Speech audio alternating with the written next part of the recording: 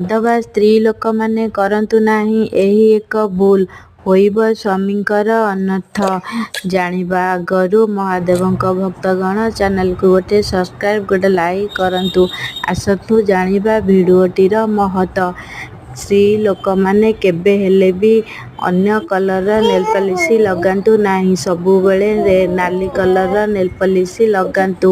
କାହିଁକିନା ନାଲି କଲରର ନେଲପଲିସ, ଚୁଡ଼ି, ଶଙ୍ଖା, ସିନ୍ଦୁର ଏସବୁ ମହାଲକ୍ଷ୍ମୀଙ୍କର ହେଲା ସ୍ୱରୂପ। କେବେ ହେଲେ ସ୍ତ୍ରୀ ଲୋକମାନେ ପିନ୍ଧନ୍ତୁ ନାହିଁ ଅନ୍ୟ କଲରର ନେଲପଲିସ। ସବୁବେଳେ ରୁହନ୍ତୁ ନାଲି କଲରରେ ସଜେଇ ହୋଇ।